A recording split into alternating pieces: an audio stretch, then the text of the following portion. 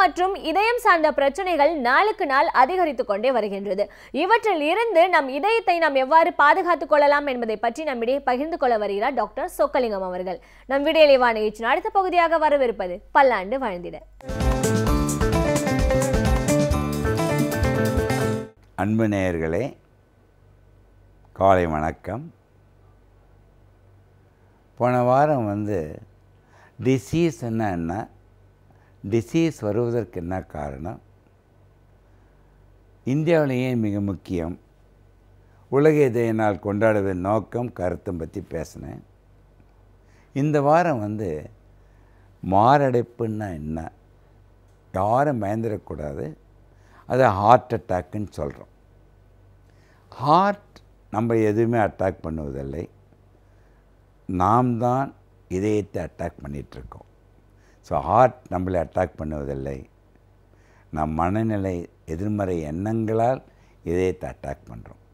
தமிழில் பாருங்களேன், மார் அடைப்பு ரொம்ப அருமையான நேம்.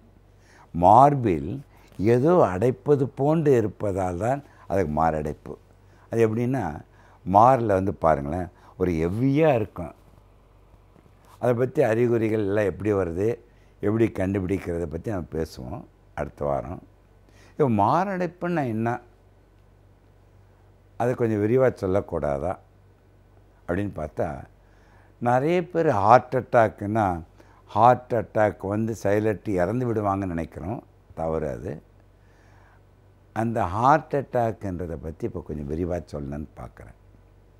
இப்போ இந்த ஸ்லைடை பாருங்களேன்.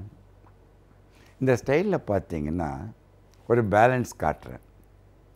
அந்த பேலன்ஸில் பார்த்தீங்கன்னா அது ஒரு தட்டில் ஆக்சிஜன் டிமாண்டு, இன்னொரு தட்டில் ஆக்சிஜன் சப்ளை.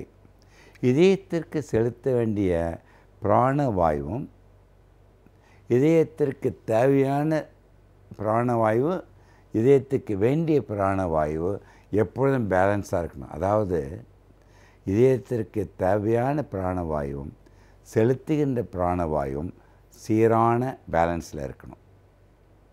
ஃபார் எக்ஸாம்பிள், இதயத்துக்கு 100 cc ஆக்சிஜன் வேணும்னா 100 cc ஆக்சிஜன் கொடுக்கணும். அதான் பேலன்ஸ். எப்பொழுது இதயத்திற்கு அந்த அடுத்த கீழே இருக்கிற ஸ்லைடில் பாருங்களேன், இதயத்திற்கு தேவையான ஆக்சிஜன் கூடுகின்றது, தேவை அதிகமாகின்றது, ஆனால் கொடுக்கின்ற ஆக்சிஜன் குறைவாகுது. அதை tilt in the balance. So தேவைக்கேற்ற அளவு அந்த ஆக்சிஜன் செலுத்தப்படவில்லை என்றால் அதுதான் மாரடைப்பு என்று பெயர். இந்த மாரடைப்பு வருவதற்கு காரணம் என்னன்னு பார்ப்போம். ஸோ மாரடைப்புன்னா is a tilt in the balance between demand and supply of oxygen to the மயோகார்டியம்ன்றது இதய தசைகளுக்கு பேர் தான் மயோகார்டியம். அந்த மயோகார்டியம் அட்டாக் வந்தது தான் மயோகார்டியல் இன்ஃபாக்ஷன் பேர். அது நம்ம என்ன சொல்லணும், இஸ்கிமிக் ஹார்ட் டிசீஸ் சொல்லுவோம். இல்லாட்டா கொரோனரி ஹார்ட் டிசீஸ்னா கொரோனரி ஆர்டிஸ் சொல்கிறது.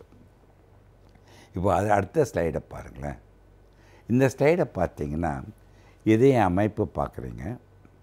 இதயத்து மேலே 2 கோடு இருக்குது பாருங்கள். ரைட் சைடில் முதலே சொல்லியிருக்கேன், ரைட் சைடில் ரைட் கொரோனரி ஆர்ட்ரி, லெஃப்ட் சைடில் லெஃப்ட் கொரோனரி ஆர்ட்ரி. அது உடனே 2 பிரான்ச்சாக பிரிக்குதுன்னு முதலே சொன்னேன். அது left anterior descending, left circumflex 2 branch. So இதயத்திற்கு 2 இரத்த குழாய்கள், இதய இரத்த குழாய்கள் பேர் coronary arteries, right and left.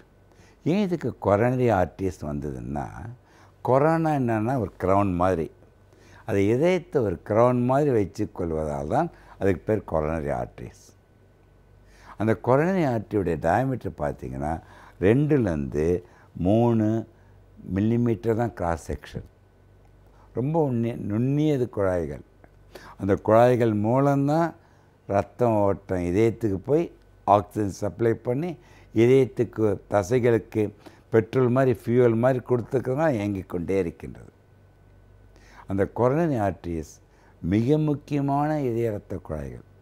நான் சொல்லிட்டேன், ரைட் அண்ட் லெஃப்ட் இருந்தாலும் அனாட்டமிக்கலாக நம்ம என்ன சொல்லுவோம், சிங்கிள் வெசலாக, 2 வெசலாக, ட்ரிபிள் வெசலாக ஏன் சொல்லணும்னா, 2வது லெஃப்ட் கொரோனரி ஆர்ட்ரி 2ஆக டிவைட் பண்ணுறதை 1 2 3 வச்சுக்கிட்டு இருக்கோம். நாங்கள் வந்து டிசீஸ் சொல்லும் பொழுது உண்மையில் 2 இரத்த குழாய்கள் தான், 3 இதய இரத்த குழாய்கள் அல்ல. புரிஞ்சுக்கிட்டிங்களா? இப்போ வந்து பார்த்திங்கன்னா இந்த இதய இரத்த குழாய் எப்படி இருக்குதுன்னு கண்டுபிடிப்போம்னா, இந்த ஸ்லைடை உன்னிப்பாக கவனிங்க. இது ஒரு ஆஞ்சியோகிராம் போட்டு காட்டுறேன். இந்த இதய இரத்த குழாய்க்கு என்ன பண்ணுவோம்னா கொரோனரி ஆஞ்சியோகிராம்னு ஒரு டெஸ்ட்டு பண்ணுவோம். அந்த கொரோனரி ஆஞ்சியோகிராம்ன்ற டெஸ்ட்டு பண்ணும்பொழுது என்ன பண்ணுறப்பா, இந்த டையை பாருங்கள். இன்ஜெக்ட் பண்ண உடனே அந்த டை வந்து அந்த வெசல்ஸ் ஃபுல்லாக சினி மாதிரி எடுப்போம். By means of digital cine angiogram. அதை பார்த்த உடனே இதய இரத்த குழாயில் அடைப்பு இருக்குதா, அது சீராக இருக்குதா, அடைப்பு இருந்தால் அது ஒரு இடத்துல இருக்குதா 2 இடத்துல இருக்குதா, அந்த அடைப்பு எவ்வளோ டிகிரி இருக்குது, எத்தனை இடத்துல இருக்குது, எல்லாமே கண்டுபிடிச்ச முடியும். இல்லை ஒரு 2 நிமிஷம் 3 நிமிஷத்தில் இதய இரத்த குழாய்களை பற்றி கண்டுபிடிக்க முடியும். இந்த கொரோனரி ஆஞ்சியோகிராம் எப்படி பண்ணுறோன்னு சொன்னீங்கன்னா, இதை பாருங்கள். சின்ன ஒரு டியூப் தான் இருக்கும். கையில் இருக்க ரேடியல் ஆர்டரி மூலம் ஒரு சின்ன, அதாவது மயக்க மருந்தெல்லாம் கிடையாது, லோக்கலாக ஒரு இன்ஃபில்ட்ரேட் பண்ணி அந்த குழாயை உள்ளே செலுத்திடுவோம். வழியே தெரியாது. அந்த ஸ்மால் ப்ரிக்கு மாத்திரம்தான் இருக்கும். அந்த குழாயை வந்து இதயத்துக்குள்ளே அமுச்சு அந்த இதயத்தில் வந்து அயோட்டா வழியாக போய் அந்த கொரோனரி ஆர்டரிஸ் ஆரம்பத்தில் வச்சுட்டு அந்த டை ஒன்று iodine content contrast dye inject பண்ணி அது வந்து சினியாக வந்து விஷுவலைஸ் பண்ணுறோம். ரைட் சைடுக்கு முதல்ல பண்ணுவோம். லெஃப்ட், இப்போ ஆஞ்சியோ பார்த்து லெஃப்ட் ஆஞ்சியோகிராம் பேர். இது வந்து ரொட்டீன் கொரோனரி ஆஞ்சியோகிராம். எல்லாமே ஒரு 5 நிமிஷத்தில் முடிச்சிடலாம். சிலமே நம்ம வந்து கையில் ஆர்டி ரொம்ப சின்னதாக இருந்தால் கால் வழியாக ஃபிமோரல் ஆர்டி வழியாக ஸ்மால் பங்க்சர் வந்து கால் வழியாக போட்டு தொடையிலேருந்து போட்டு அப்படிதான் பண்ணலாம். எதுனாலும் பண்ணலாம். கையில் பண்ணால் என்ன அர்த்தம், என்ன சௌகரியம்னா, அதை பண்ணி முடித்து உடனே 10 நிமிஷத்தை ஹாஸ்பிட்டலில் விட்டு வெளில போயிடலாம் மருத்துவமனையிலேருந்து. காலில் பண்ணால் மினிமம் 2-3 மணி நேரம் இருக்கணும். ஏன்னா அந்த ரத்தம் லீக்காக இருக்கும் பொழுது பேண்டேஜ் ப்ரெஷராக கொடுத்து அது நல்லா அப்புறம் தான். ஏன்னா நடந்து போயிடலாம் ஈஸியாக கையில் பண்ணோம்னா. காலில் பண்ணிவிட்டு நடந்து போனோம்னா அந்த இடத்துல ப்ளீட் ஆக வாய்ப்பு உண்டு. அதனால் மினிமம் ஒரு 3 to 4 hours இருந்து அப்சர்வேஷன் பண்ண பிறகு தான் அவங்க போக முடியும். அதனால் அவுட் பேஷண்ட்டை இமீடியட்டாக பண்ணால் கையில் வச்சா பண்ணால் வலி எதுவுமே இருக்காது. ரெண்டுமே மயக்க மருந்தெல்லாம் கொடுத்து பண்ண வேண்டிய அவசியம் இல்லை. இந்த கொரோனரி ஆஞ்சியோகிராம் அது பண்ணும்பொழுது என்ன பண்ணணும்னா, அவங்க கிட்னி ஃபங்க்ஷன் பர்ஃபெக்டாக இருக்கணும். ஒன்று, அந்த டைக்கு வந்து ரியாக்ஷன் வரக்கூடாது. அதுக்கான எல்லா டாக்டர்களும் வந்து ஒரு சின்ன கொஞ்சோண்டு மைன்யூட் அமௌண்ட்டை வந்து இன்ட்ராடர்மலாக இன்ஜெக்ட் பண்ணி டை ரியாக்ஷன் இருக்குதான்னு பார்த்த பிறகு தான் அந்த கொரோனரி வெசல் இன்ஜெக்ட் பண்ணணும். ஏன்னா அலர்ஜிக் ரியாக்ஷன் வந்துருச்சுன்னா உயிருக்கு கூட ஆபத்து வரும். ஸோ அலர்ஜிக் இருக்கக்கூடாது. ரெண்டாவது வந்து கிட்னி ஃபங்க்ஷன் நல்லா வேலை செய்யணும். சப்போஸ் கிட்னி ஃபங்க்ஷன் நல்லா வேலை செய்ய வச்சுங்க, இந்த டை வந்து ஹார்ட்டை கண்டுபிடிச்சிரும். அது கிட்னி வழியாக போகும்பொழுது கிட்னி ஃபெயிலியர் வர வாய்ப்பு உண்டு. அதனால் கிட்னி ஃபங்க்ஷன் நல்லா இருந்து அலர்ஜிக் இல்லைன்னா ரொம்ப சேஃபாக பண்ண முடியும். ஆனால் இதில் வந்து ரேடியேஷன் உண்டு, அடிக்கடி பண்ண முடியாது. ஆனால் ஒரு தடவை பண்ணிக்கிட்டு என்னன்னு தெரிஞ்ச பிறகு நம்ம ஃபர்தராக ப்ரொசீட் பண்ண முடியும். அவனுக்கு இதய இரத்த குழாய் வியாதி உண்டா, மாரடைப்புன்னு சொன்னது மார்பில் அடைப்பு போது இருக்குதுன்னு சொன்னல, அது இதயத்தினால வருதா. சில கேஸ் ட்ரபிள் வரும்போது இருந்தால் கூட ஒரு எரிச்சலமாக இருக்கும். சில பேர் கழுத்துக்கு வலியாக இருக்கும், அது கூட மார்பு அடைப்பு இதய இரத்த அடைப்பினால் வர வாய்ப்புகள் இருக்கலாம். அவங்க யாருமே நோயாளிகள் அவங்களே முடிவு பண்ணக்கூடாது. இது வாயுவினால் உண்டா, கேஸ் ட்ரபிள் உண்டா, தசைப்பிடிப்பு உண்டா, மூட்டு வலியாக இருக்குமா. ஏன்னா இதே வலியை தவிர எல்லாமே நினைக்க தோணும். பட் நீங்கள் முடிவு பண்ண முடியாது. அது உங்கள் டாக்டருங்கள் மருத்துவர்கிட்ட போய் அவங்க சொல்லி சில டெஸ்ட்டுகள் இசிஜி டெஸ்ட் பண்ணியோ, ட்ரெட்மில் டெஸ்ட் பண்ணியோ, எக்கோ கார்டியோகிராம் எக்ஸ்ரே செஸ்ட் எடுத்து வேண்டும்போது இந்த கொரோனரி ஆஞ்சியோகிராம் பண்ணி. எல்லோருக்கும் இந்த கொரோனரி ஆஞ்சியோகிராம் பண்ண வேண்டாம். எப்போ இந்த இதய வியாதி இருக்குதுன்ட்டு அங்கே வந்து தெரியும் பொழுது தான் இந்த கொரோனரி ஆஞ்சியோ பண்ண டயக்னாஸ்டிக் பண்ண முடியும். இப்போ நான் இன்வேசிவ் கொரோனரி ஆஞ்சியோகிராம் உண்டு, சிடி ஆஞ்சியோ மூலம் கூட பண்ணிக்கலாம். பட் இது வந்து கொரோனரி ஆஞ்சியோகிராம் அட்மிட் பண்ணி தான் பண்ண, அவுட் பேஷண்ட்டாக பண்ண முடியாது. பட் பண்ணிவிட்டு கேத் லேப் இருக்க ஹாஸ்பிட்டலில் பண்ணி சில அவுட் பேஷண்ட் மாதிரி அட்மிட் பண்ணி டேயில் கூட நைட் தங்க வேண்டிய அவசியம் இல்லை. அவங்க எல்லாம் நல்லா இருந்ததுன்னா அன்றைக்கி கொஞ்சம் சில மணி நேரத்துக்குள்ளே போயிடலாம். பட் ஆனால் இது மருத்துவமனையில் தான் பண்ண முடியும். டயக்னாஸ்டிக் லேபில் வச்சு பண்ண முடியாது. ஏன்னா எல்லாம் அப்சர்வேஷனில் வைக்க வேண்டியது. அதே சிடி ஆஞ்சியோ ஆஸ் எ லேபில் வச்சு எந்தெந்த லேப் வச்சுருக்காங்க, சிடி ஆஞ்சியோ மிஷின் வச்சுருக்காங்களோ அதை உடனே பண்ணிவிட்டு 2 நிமிஷத்தில் பண்ணிவிட்டு வீட்டுக்கு உடனே போயிடலாம். அது நான் இன்வேசிவாக பண்ணுறேன். ஏன்னா அதில் வந்து இன்ஜெக்டிங் டை பண்ணுவோம் வெயினில். அதை வந்து எக்ஸ்ரே மூணு சிடி ஆஞ்சியோ எடுத்து 64 128 இப்போ நிறைய 360 வந்துடுச்சு. பட் 64 ஸ்லைடுடைய ஸ்லைஸுக்கு இன்னும் எஃபெக்ட் நிறைய. ஏன்னா வந்து இது எல்லாமே பார்த்திங்கன்னா இது CT angio corona angio equal சொல்ல முடியாது. சிடி ஆஞ்சியோ வந்து 96% sensitivity and specificity to routine corona angiogram வரைக்கும் வந்துடுச்சு. பட் உங்களுக்கு எது பண்ணுமென்ட்டு உங்கள் மருத்துவர்கிட்ட விட்டுட்டு நீங்கள் ஒன்றும் முடிவு பண்ணக்கூடாது. சமூகத்தில் நடக்கும் பிரச்சனைகளை கண்டு பயந்து ஒதுங்கி விடாமல் அதில் நம்முடைய பங்களிப்பை நாம் எவ்வாறு அளிக்கலாம் என்பதை பற்றி நம்மிடையே பகிர்ந்து கொள்ள வருகிறார் எழுத்தாளர் மனுஷபுத்திரன் அவர்கள். நாம் விடியலேவா நிகழ்ச்சியின் அடுத்த பகுதியாக வரவிருப்பது தீதும் நன்றும்.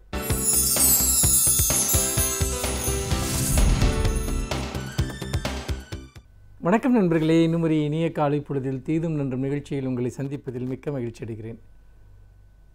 பாஜக அரசு பதவிக்கு வந்ததிலிருந்து ஓயாத சர்ச்சைகள்.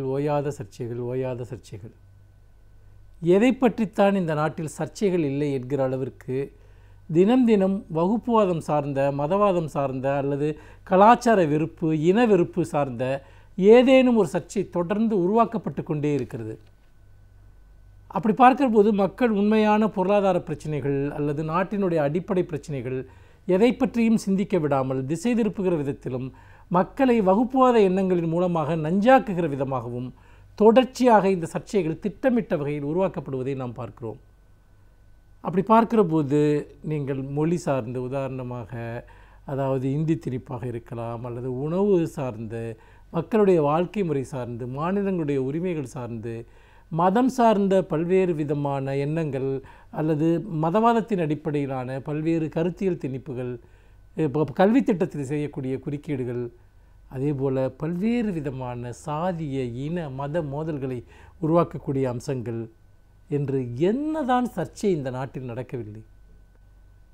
அதன் வரிசையில் இன்று ஒரு புதிய சர்ச்சையும் சேர்ந்திருக்கிறது. அதுதான் தாஜ்மஹால். தாஜ்மஹால் என்பது ஒரு இந்தியர்களினுடைய ஒரு மிகப்பெரிய கனவு, ஒரு வெள்ளை கனவு என்று சொல்லலாம். இன்னும் சொல்லப்போனால் எளிய மனிதர்கள் தங்கள் காதலை உருவகித்துக் கொள்வதற்கு அவர்களுக்கு இருக்கக்கூடிய தேசிய அளவிலான ஒரே சின்னமாக தாஜ்மஹால் இருந்திருக்கிறது. தாஜ்மஹால் என்பது அது எந்த மதத்திற்கும் சொந்தமானதல்ல, எந்த கலாச்சாரத்திற்கும் சொந்தமானதாக பார்க்கப்படவில்லை. ஒவ்வொரு தனி மனிதனும் தன்னுடைய சொந்த அடையாளத்தின் ஒரு பகுதியாக தாஜ்மஹாலை பார்க்கிறான். இது உணர்வுபூர்வமான ஒரு மிகப்பெரிய அளவிற்கு வேறு எதனோடும் ஒப்பிட முடியாத அளவிற்கு இந்தியர்களுடைய உணர்வோடு ஒன்றி இருப்பது தாஜ்மஹால். வாழ்நாளில் ஒரு முறையேனும் நாம் தாஜ்மஹாலை பார்த்துவிட மாட்டோமா என்று பரிதவிக்கக்கூடிய வகையில் மனிதர்கள் இன்றைக்கு கனவு காணக்கூடிய வகையில் இருக்கக்கூடிய ஒரு வரலாற்று சின்னம். அது உலகத்தினுடைய 7 அதிசயங்களில் ஒன்றாக தாஜ்மஹால் அங்கீகரிக்கப்பட்டிருக்கிறது. முகலாய கட்டிடக்கலையினுடைய உச்சக்கட்டமான வெளிப்பாடுகளில் ஒன்றாக தாஜ்மஹால் கருதப்படுகிறது. யுனெஸ்கோ உலகினுடைய மிகப்பெரிய பாரம்பரிய செல்வங்களில் ஒன்றாக, இந்தியாவிற்கு மட்டும் சொந்தமான ஒன்று அல்ல, இந்த உலகத்திற்கே உரிய மிகப்பெரிய பாரம்பரிய செல்வங்களில் ஒன்றாக தாஜ்மஹாலை யுனெஸ்கோ கருதுகிறது.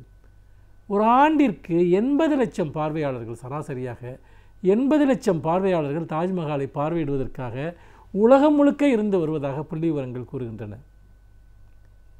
வேறு எந்த ஒரு நினைவு சின்னத்திற்கும் இத்தகைய ஒரு பெருமை, ஒரு மதிப்பு இருக்கிறதா என்று எனக்கு தெரியவில்லை. ஆனால் யாருமே யோசிக்காத வகையில், யாருமே நினைத்து பார்க்காத வகையில் உத்தரப்பிரதேசத்தில் ஆளக்கூடிய பாஜக அரசு உத்தரப்பிரதேசத்தில் இருக்கக்கூடிய சுற்றுலாத்தலங்களினுடைய பட்டியலிலிருந்து தாஜ்மஹாலை நீக்கியிருக்கிறது. இதை பண்பாட்டுள்ள உணர்வுள்ள ஒரு மனிதன் செய்ய முடியுமா? பண்பாட்டு உணர்வுள்ள ஒரு அரசு செய்ய முடியுமா? இன்றைக்கு அதை அவர்கள் செய்திருக்கிறார்கள். தாஜ்மஹாலை அழிப்பது என்பது இந்தியாவினுடைய பன்முகத்தன்மையை, தாஜ்மஹாலுடைய முக்கியத்துவத்தை குறைப்பது என்பது இந்தியாவினுடைய பன்முகத்தன்மையை அழிக்கிற ஒரு செயல்பாடு என்பதில் எந்த மாற்று கருத்தும் இருக்க முடியாது. ஏனென்றால் அது இந்தியா முழுமைக்கும் பொதுமையான ஒரு சின்னம். என்ன ஒரு வாதத்தை இன்றைக்கு பாஜக அரசினுடைய இந்த செயலை நியாயப்படுத்துவதற்காக வைக்கக்கூடியவர்கள் என்ன சொல்கிறார்கள் என்று சொன்னால், அது ஒரு இந்திய பண்பாடு சார்ந்ததல்ல, இந்திய பாரம்பரியம் சார்ந்ததல்ல. இந்திய பண்பாடு என்பது என்ன? இந்திய பாரம்பரியம் என்பது என்ன? இன்றைக்கு இருக்கக்கூடிய நம்முடைய கட்டிடக்கலைகளிலிருந்து தொடங்கி பல்வேறு விதமான விஷயங்களில் நாம் பிற நாட்டிலிருந்து வந்தவர்கள் நமக்கு பங்களித்திருக்கிறார்கள். பிற நாடுகளுக்கு சென்று நாம் கற்றுக்கொண்டு வந்தவை என்று ஏராளமான விஷயங்கள் இருக்கின்றன. அது மட்டுமல்ல, இன்றைக்கு இங்கே வந்திருந்த முகலாய மன்னர்களாக இருக்கட்டும், அல்லது பல்வேறு படையெடுப்பாளர்களாக இருக்கட்டும், ஆங்கிலேயருக்கு முன்னால் வந்தவர்கள், அவர்கள் யாரும் இந்தியாவிற்கு வந்துவிட்டு ஆட்சி செய்துவிட்டு தங்களுடைய நாடுகளுக்கு ஒன்றும் அவர்கள் திரும்பி சென்று விடவில்லை. மாறாக இந்திய வாழ்க்கை முறையினுடைய ஒரு பகுதியாக, இந்திய வாழ்க்கை முறையினுடைய ஒரு அங்கமாக அவர்கள் இங்கேயே இருந்து இந்த பண்பாட்டினுடைய ஒரு பிரிக்க முடியாத ஒரு அம்சமாக மாறி போய்விட்டார்கள். ஆங்கிலேயர்கள் மட்டும்தான் இந்தியாவிற்கு வந்து இந்தியாவை ஆண்டுவிட்டு திரும்பி சென்றவர்கள், வேறு யாரும் இங்கு செல்லவில்லை. அப்படி இருக்கிற போது அவர்களை எப்படி அந்நியர்களாக பார்க்க முடியும்? இன்னொன்று, அப்படிப்பட்ட ஒரு அந்நியத்தன்மை என்பது இன்றைக்கு இருக்கக்கூடிய உலகமயமாதல் சூழலில் ஏதாவது ஒன்றின் மீது நாம் அப்படி ஒரு அந்நியத்தன்மையை நாம் போட்டு பார்க்க முடியுமா? நம்முடைய கல்வி, நம்முடைய சிந்தனை, நம்முடைய ஜனநாயகம், நம்முடைய அரசியல் மரபு, பண்பாட்டை விடுங்கள், அனைத்துமே நம்ம ஆங்கிலேயரிடமிருந்து பெற்றவை. நம்முடைய ஜனநாயக அமைப்பு என்பது என்ன? அது நாம் உருவாக்கியதா? அல்ல, அது பிரிட்டிஷார் உருவாக்கியது. நம்முடைய அரசியல் சாசனத்தினுடைய அடிப்படை கூறுகள் என்பது மேற்கத்திய நாடுகளினுடைய ஜனநாயகத்திலிருந்து நாம் கற்றுக்கொண்டது. அதே போல் நாம் பேசக்கூடிய பல விஷயங்கள் கருத்து சுதந்திரமாக இருக்கலாம், ஆண் பெண் பாலின சமத்துவமாக இருக்கலாம், அல்லது சமூக நீதியாக இருக்கலாம், அல்லது குழந்தைகளுக்கான அடிப்படை உரிமைகளாக இருக்கலாம். எதை நீங்கள் எடுத்துக்கொண்டாலும் சரி, மனித உரிமைகள் சார்ந்த விஷயங்கள், மனித உரிமை கோட்பாடுகள், இது எல்லாமே பிறரால் நமக்கு கொடுக்கப்பட்டவை. அதே போல் இன்றைக்கு நம்மிடம் இருக்கக்கூடிய நவீன தொழில்நுட்ப சாதனங்கள், கட்டுமானங்கள், அது சார்ந்த தொழில்நுட்பங்கள் அனைத்துமே பிறரிடமிருந்து பெறப்பட்டவை. மின்சாரம் நமக்கு எங்கிருந்து வந்தது? இன்று நாம் உருவாக்கக்கூடிய பல அடிப்படை கட்டுமானங்களுடைய தொழில்நுட்பம் எங்கிருந்து வந்தது? நாம் நினைத்து பார்க்க வேண்டும். அணு உலைகள் எங்கிருந்து வந்தன? இப்படி எத்தனையோ விஷயங்களை நாம் பேச முடியும். அப்படி இருக்கிற போது அந்நியத்தன்மை என்ற ஒன்று எதிலாவது இருக்க முடியுமா? உண்மையில் இந்த விஷயத்தை நான் வேறொன்றோடு நான் ஒப்பிட்டு பார்க்க விரும்புகிறேன். ஆப்கானிஸ்தானத்திலே மதவெறியர்கள் அங்கிருந்த பல அடிப்படையான ஒரு வரலாற்று சின்னங்களை மதத்தின் பெயரால் அளித்தார்கள். மிக புகழ் வாய்ந்த புத்த விகாரிகள் அங்கு அளிக்கப்பட்டன. புத்தரினுடைய வரலாற்று சிறப்புமிக்க சிலை ஒன்று அங்கு அளிக்கப்பட்டதை நாம் பார்த்தோம். உலகமே அதை கண்டு அதிர்ச்சியில் நடுங்கியது. இந்தியாவில் வரலாற்று சிறப்புமிக்க பாபரி மசூதியை மதவெறியர்கள் இடித்து தள்ளினார்கள். அது என்ன, இஸ்லாமியர்களுடைய வழிபாட்டு தலம் அல்லது அங்கு அது முஸ்லீம்களுடைய ஒரு அடையாளம் என்றால் மக்கள் அந்த பாபர் மசூதியை பார்த்தார்கள்? நிச்சயமாக இல்லை. அதில் ஒரு தொழுகை கூட பல வருடங்களாக அதில் நடக்கவில்லை. மாறாக இந்திய வரலாற்றில் மிக முக்கியமான ஒரு காலகட்டத்தினுடைய ஒரு அடையாளம் என்பது அந்த பாபர் மசூதி. வரலாற்றில் அந்த வரலாறு என்பது அது ஏதோ ஒரு இஸ்லாமியர்களுக்கு சொந்தமான வரலாறு அல்ல, அது ஒட்டுமொத்த இந்தியர்கள் அனைவருக்கும் சொந்தமான ஒரு வரலாறு. எந்த சமூகம் தன்னுடைய வரலாற்று பாரம்பரியங்களை கொண்டாட தவறுகிறதோ, அவற்றை பாதுகாக்க தவறுகிறதோ, அந்த சமூகம் நினைவுகளற்ற சமூகமாக மாறிவிடும், வரலாறுகளற்ற சமூகமாக மாறிவிடும்.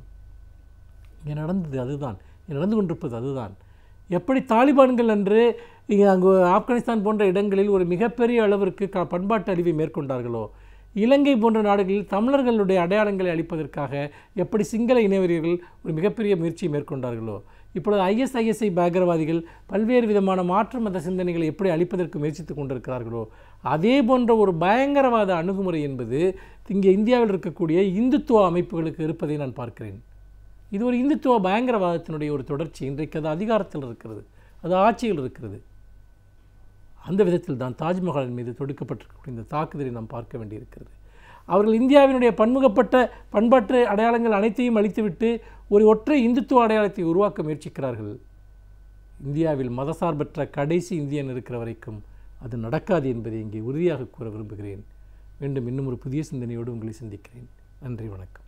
பல்வேறு துறைகளில் பல சாதனைகளை படைத்த வல்லுநர்கள் அவர்களுடைய அனுபவங்களை நம்முடன் பகிர்ந்து கொள்ளும் போது அது நமக்கு சிறந்த வழிகாட்டுதலாக அமைகின்றது. அந்த வகையில் இன்றைய சிறப்பு விருந்தினர் யார் என்பதை பற்றியும் அவர்கள் என்ன செய்திகளை நம்முடன் பகிர்ந்து கொள்ளப் போகிறார்கள் என்பதையும் பார்க்கலாம். நம் விடையிலேயே நிகழ்ச்சியின் அடுத்த பகுதியாக வரவிருப்பது சிறப்பு விருந்தினர் பகுதி.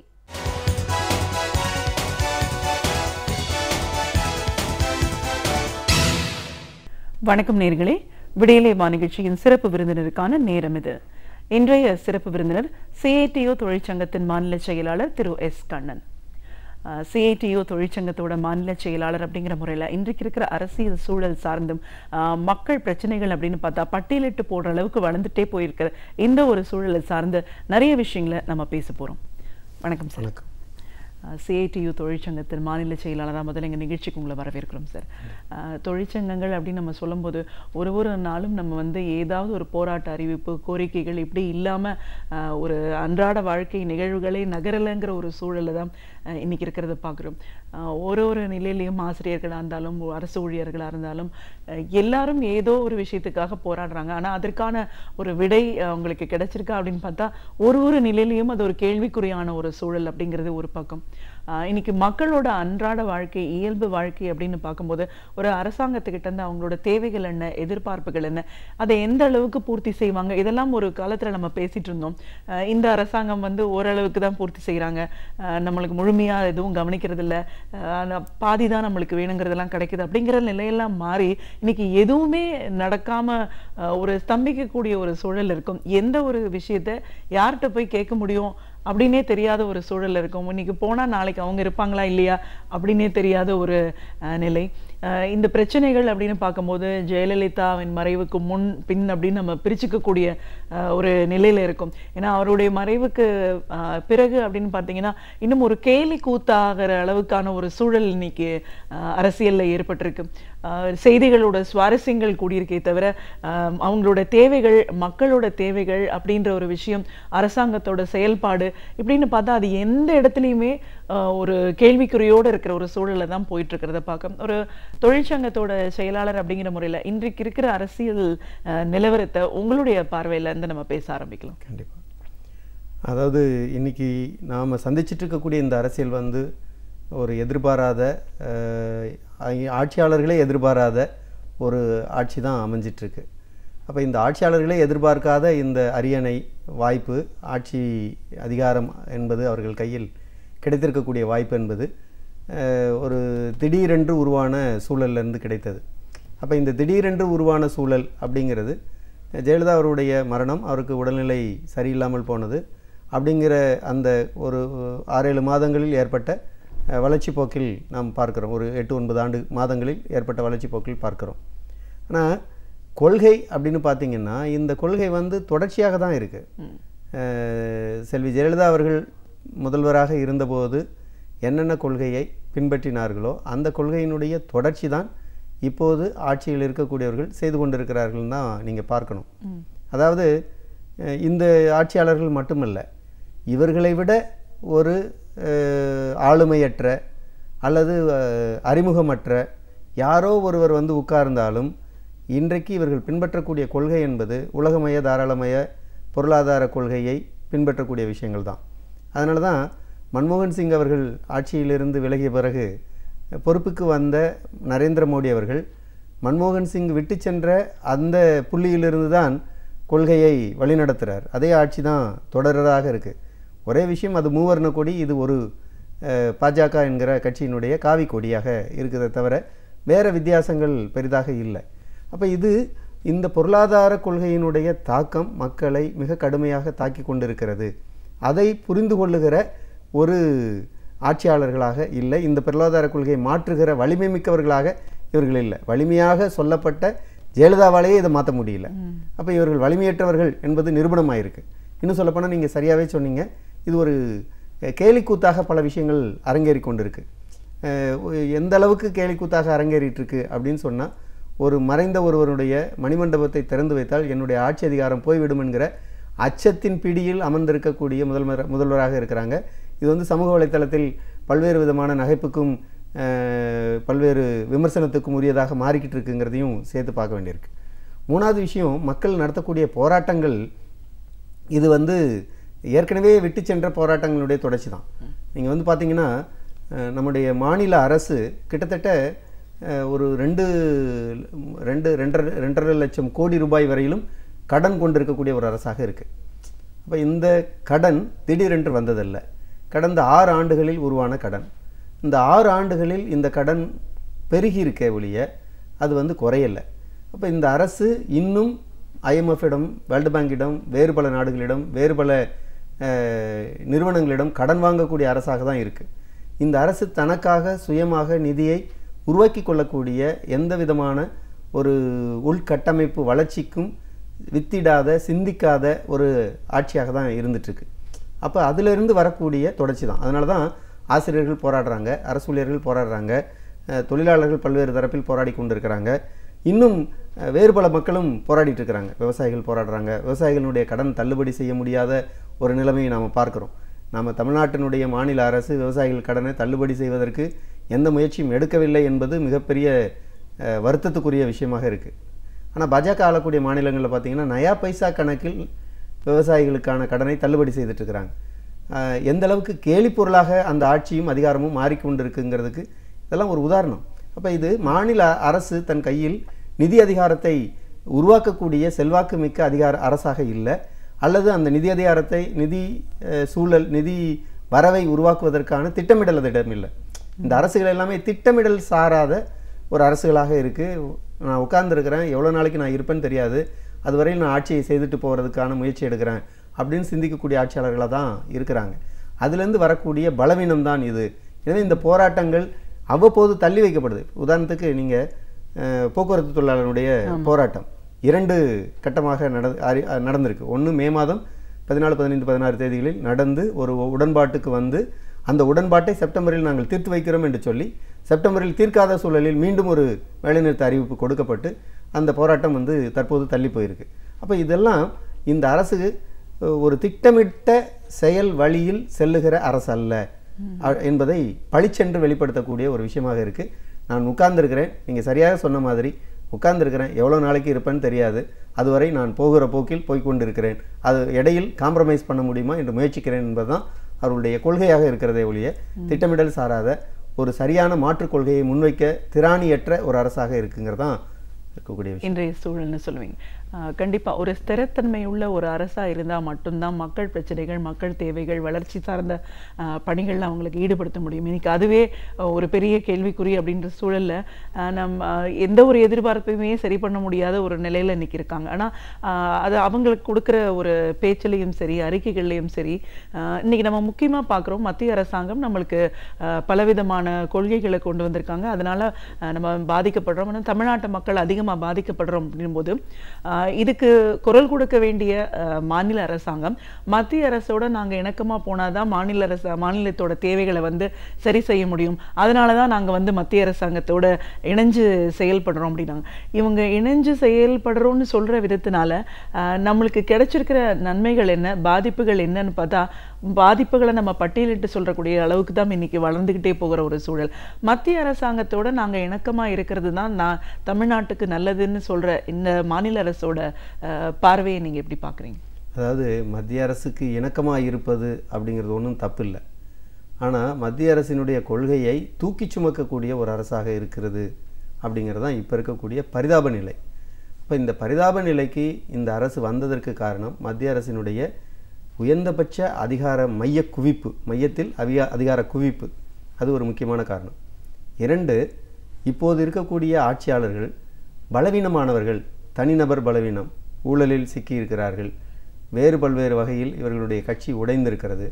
இவர்களுக்கு இல்லாத ஆளுமை காரணமாக இவர்கள் மீது இவர்கள் கட்சிக்குள்ளேயே மரியாதையின்மை உருவாக்கி இருப்பதனால இவர்கள் விலை போகக்கூடியவர்களாக இருக்கிறார்கள். எனவே வந்திருக்கக்கூடிய விஷயம் அதைத்தான் கூவத்தூரில் பார்க்குறோம். அதான் வந்து குடகுமலையில் போய் உட்கார்ந்திருக்கிற விஷயங்களை பார்க்குறோம். இன்னும் பல காட்சிகள் அன்றாடம் வந்து கொண்டே இருக்குது. அப்போ இதையெல்லாம் நாம் பார்க்குற விஷயங்கள் வந்து இந்த தனிநபர் பலவீனங்களிலிருந்து முன்னுக்கு வந்திருக்கக்கூடிய விஷயங்களாக பார்க்க வேண்டியிருக்கு. அதிலிருந்து இவர்கள் மத்திய அரசுக்கு இணக்கமாக போகிறேன் என்கிற வார்த்தையை அதிகமாக வெளிப்படுத்துகிறாங்க. இவர்கள் மத்திய அரசை எதிர்கொள்ளுகிற துணிச்சலற்றவர்களாக இருப்பதனுடைய வெளிப்பாடு தான். துணிச்சல் இருந்திருந்தால் ஒருவேளை நீங்கள் ஜெயலலிதாவை கூட அந்த இடத்தில் பார்க்கலாம். அவர் வந்து சில இடங்களில் சவால் விட்டார். இன்னும் சொல்லப்போனால் எந்த அளவுக்கு நீட் தேர்வில் ஜெயலலிதா ஏற்கவில்லை, அது குறித்து கடுமையான விமர்சனங்களை முன்வைத்தார். நாங்கள் அமலாக்க மாட்டோம் என்று சொன்னார். இன்றைக்கு இவர்கள் அதில் உடன்பட்டிருக்கிறார்கள். அதே போல் ஜிஎஸ்டி விஷயத்தில் மாநில உரிமை சார்ந்த விஷயம் நாங்கள் அனுமதிக்க மாட்டோம் என்று சொன்னார்கள். ஆனால் இன்றைக்கு இதில் உடன்பட்டிருக்கிறார். அப்படின்னா இவர்கள் சொல்லுகிற, இவர்கள் போட்டுகிற, இவர்கள் தலைவியினுடைய கொள்கையை கூட அமலாக்குகிற ஒரு திராணி திறன் என்பது இல்லை என்பதிலிருந்து தான் இந்த ஆட்சி இருக்குது. அதைத்தான் இவர்கள் வந்து நாங்கள் மத்திய அரசுக்கு இணக்கமாக செல்லுகிறோம் என்கிற போர்வையில் மக்களை ஏமாற்றி கொண்டிருக்கிறார்கள்னு பார்க்க வேண்டியிருக்கு. அடுத்த விஷயம் வந்து ரைட், இணக்கமாக போனோம். இணக்கமாக போனதன் மூலம் தமிழகத்துக்கு என்ன கிடைத்தது அப்படின்னு பார்த்தா ஒன்றும் கிடைக்கல. நீட்டில் அனிதாவை நாம் இழந்திருக்கிறோம். நீட்டு மூலமாக அனிதாவை இழந்திருக்கிறோம். கல்வியாளர்கள் பலரும் பல விஷயங்களை சுட்டி காட்டுறாங்க. நீங்கள் வந்து தமிழ்நாட்டில் இந்த தனியார் பள்ளிகள் அதிகமாக குவிந்திருக்கக்கூடிய இடங்களிலிருந்து மருத்துவ மாணவர்கள் அதிகமாக போனாங்க அப்படின்னு ஒரு டேட்டா இருக்குது. இப்போ இந்த நீட் தேர்வுக்கு பிறகு கிடைத்திருக்கக்கூடிய மாணவர் சேர்க்கை என்பது மருத்துவ கல்லூரிகளில் பெருநகரங்களை சார்ந்த மாணவர்கள் அதிகமாக போயிருக்கிறாங்க அப்படின்னு வருது. அப்போ பெருநகரங்களிலிருந்து எப்படி போக முடிந்தது? ஒரு குறிப்பிட்ட செல்வாக்கு கொண்ட மாணவர்கள், அது பொருளாதார செல்வாக்கு அல்லது அரசியல் செல்வாக்கு அல்லது வேறு ஒரு விதமான எக்ஸ்போஷர் அது கொண்டிருக்கக்கூடிய மாணவர்கள் தனியார் கோச்சிங் நிறுவனங்களில் கிடைத்த பயிற்சியின் மூலமாக அவர்கள் வந்து போக முடிந்திருக்கு அப்படிங்கிறதான் பார்க்க முடியுது. அப்போ இதெல்லாம் ஒப்பிட்டு பார்க்கிற போது இந்த ஆட்சி மாநிலத்துக்கு கிடைக்க வேண்டிய, நியாயமாக கிடைக்க வேண்டிய விஷயங்களையே பெற்று தர முடியாத ஒரு ஆட்சியாக இருக்குது. மூணாவது முக்கியமான விஷயம், இந்த ஆட்சி நாங்கள் மத்திய அரசுக்கு இணக்கமாக இருக்கிறோம் என்று சொல்லுவதன் மூலம் தமிழகத்தினுடைய விவசாயிகளுக்கு வறட்சி காரணமாக கொடுக்கப்பட்ட தொகை, திரு எடப்பாடி பழனிசாமி அவர்கள் கிட்டத்தட்ட 30,000 கோடி ரூபாய் தமிழகத்திற்கு தேவைப்படுகிறது என்கிற பட்டியலோடு போனார். திரு ஓபிஎஸ் பன்னீர்செல்வம் அவர்கள் முதல்வராக இருந்தபோது வர்தா புயல் பாதிப்புக்கான பட்டியல் ஒரு பெரும் தொகையோடு போய் சேர்ந்தார். கிட்டத்தட்ட 2 பேரும் சேர்ந்து மத்திய அரசிடம் கேட்ட தொகை 51,000 கோடி, மத்திய அரசு கொடுத்த தொகை 2,000 சொச்சம் கோடி. இவர்கள் கேட்டதில் 4% தான் கிடைத்திருக்கிறது. என்ன இணக்கத்தை இவர்கள் கையாண்டார்கள்? அந்த இணக்கத்தின் மூலம் தமிழகத்தினுடைய நலனுக்கு உகந்த வகையில் நிதி எந்த அளவிற்கு ஒதுக்கீடு செய்யப்பட்டது? இது ரெண்டுமே சேதாரத்தின் மூலமான சேதாரத்தை சரி செய்வதற்கு வேண்டிய நிதி, வறட்சியையும் புயலையும் எதிர்கொள்வதற்கு தேவைப்பட்ட நிதி. அதையே முறையாக தராத ஒரு மத்திய அரசு இவர்கள் இணக்கத்தை பயன்படுத்தி வளர்ச்சிக்காக என்னத்தை ஒதுக்கிவிட போகிறார்கள் என்பதுதான் கேள்வியாக இருக்குது. எனவே இது நம்பும்படியாக இல்லை. மக்களிடம் இவர்கள் பேசக்கூடிய இந்த அரசியல் வார்த்தைகள் ஒரு விதமான தன்னை தற்காத்துக் கொள்வதற்கான வார்த்தைகளாக தான் அது இருந்துட்டு இருக்குங்கிறத பார்க்கலாம். எந்த விதத்திலையுமே பூர்த்தி செய்யாத ஒரு அரசாங்கம் தான் இன்றைக்கி நம்மளுடைய அரசாங்கம் அப்படின்னு நம்ம சொல்லக்கூடிய இந்த சூழலில் கதிராமங்கலம் பிரச்சனை ஒரு பக்கம் அப்படி தான் இருக்குது. இப்போ இந்த இயற்கை ONGC நம்ம சொல்கிறோம், நீட் தேர்வு அதுவும் ஒரு கிடப்பில் போட்டு, காவிரி நீர் பிரச்சனை, விவசாயிகள் அப்படின்னு சொல்லும்போது இன்றைக்கி அதிகப்படியான ஒரு மழை இந்த மாதிரியான நேரத்தில் மட்டும்தான் இந்த மேட்டூர் அணையை திறக்கிறாங்க அப்படின்ற ஒரு சூழல் பார்க்கும்போது இதை கூட சரியாக பயன்படுத்திக்க முடியாத ஒரு சூழலை ஏற்படுத்திக்கிறதுக்கு காரணம் ஏரி குளங்கள் கண்மாய்களை தூர்வாராத ஒரு பிரச்சனை சொல்கிறோம். இன்னும் 2-3 மாதங்களுக்கு முன்னாடி இருந்து கூட திமுக செயல் தலைவர் ஸ்டாலின் அவர்கள் இந்த தூர்வார பிரச்சனையை ஒரு விழிப்புணர்வாக கொண்டு போகணும்னு நேரடியாக போய் களத்தில் இறங்கி பணிகள் செஞ்சாங்க. இன்னைக்கும் கடைமடை பகுதி வரைக்கும் நீர் வந்து சேர்ந்தால் மட்டும்தான் விவசாயிகள், தஞ்சை நாகை விவசாயிகள் பயனடைவாங்கங்கிறத இவ்வளோ வலியுறுத்தி சொல்லியும் அதற்கான ஒரு முயற்சிகளை கூட எடுக்காத ஒரு சூழல் தான் இன்னைக்கு இருக்கிறத நம்ம பார்க்குறோம். இதுவுமே வந்து அதாவது டெல்லியில் இன்றைக்கும் ஐயாக்கண்ணு தலைமையிலான விவசாயிகள் போராடிட்டு இருக்கிறாங்க. தமிழகத்தில் பல்வேறு விதமான கோரிக்கைகள் முன்னுக்கு வந்து நேற்றைக்கு அணை திறக்கப்பட்டிருக்கு, மேட்டூர் அணை திறக்கப்பட்டிருக்கு. நான் தற்செயலாக ஒரு விவசாய தொழிலாளர் அமைப்பினுடைய தலைவர் ஒருவரை சந்தித்தேன். அவர் சொன்ன விஷயம், கடைமடை பகுதி விவசாயிகளுக்கு நீர் வந்து சேர்வதற்கு 1 மாத காலம் ஆகும். ஆமாம், மேட்டூரிலிருந்து காரைக்கால் பகுதிக்கோ நாகப்பட்டினம் பகுதிக்கோ திருவாரூர் பகுதிக்கோ இந்த அணையின் நீர், காவிரி நீர் முழுமையாக போய் சென்றடைய 1 மாத காலமாகும். ஆனால் அவர் என்ன சொன்னார்னா, நான் குழந்தையாக இருந்த காலத்தில் ஒரு 15 நாட்களுக்கு 10 நாட்களுக்குள் வந்துவிடும் அப்படின்னு சொன்னார். இப்போ ஏன் அதில் பிரச்சனை அப்படின்னா, நீங்கள் சொன்ன தூர்வாருகிற அந்த வாய்க்கால்களை ஒழுங்குபடுத்துகிற அது நீர் போக்குவரத்துக்கான ஒரு சரியான இடமாக இருந்தால் நிச்சயமாக சென்றடைய முடியும் அப்படிங்கிறதான். அப்போ என்ன விஷயம்னா, எல்லா வாய்க்கால்களிலும் எல்லா விதமான கால்வாய்களிலும் முள்வேலிகளும் இதர பல்வேறு குப்பைகளும் தேங்கி கிடப்பதை நாம் பார்க்கிறோம். இதையெல்லாம் ஒழுங்கு செய்கிற ஒரு ஏற்பாடு இந்த அரசுக்கு இல்லை. இந்த அரசு அத்தகைய தன்மையில் செயலாற்றவில்லை. கிட்டத்தட்ட இது ஒரு நாளில் நடக்கலை.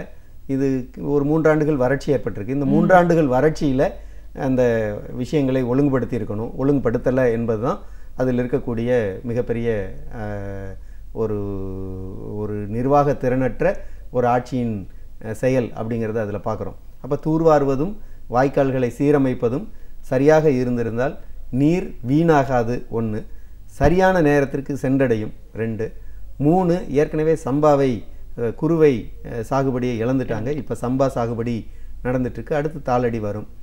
தாளடிக்கு ஒருவேளை இப்போது நவம்பர் மாதம் நமக்கு வடகிழக்கு பருவமழை கிடைப்பதை பயன்படுத்தி விவசாயிகள் தேக்கி வைத்து அதை பயன்படுத்துவார்களா என்று பார்த்தால் ஓரளவுக்கு கிடைக்கலாம். இங்கே வெறும் டெல்டா மாவட்டத்தினுடைய பிரச்சனையை மட்டும் விவசாயத்தில் பார்க்க முடியாது.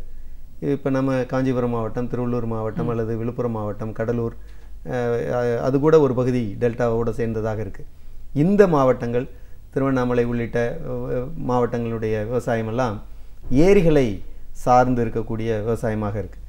ஏரிகள் தூர்வாரப்படுவது, அதை பராமரிப்பது, நீர்ப்பாசன ஏற்பாடுகளை உத்தரவாதம் செய்வது என்கிற அந்த ஒரு முழுமையான நடவடிக்கைகளை நீர்ப்பாசனத்துறையோ பொதுப்பணித்துறையோ மாவட்ட ஆட்சியர் தலைமையிலான நிர்வாக நடவடிக்கைகளோ எதுவுமே இல்லை.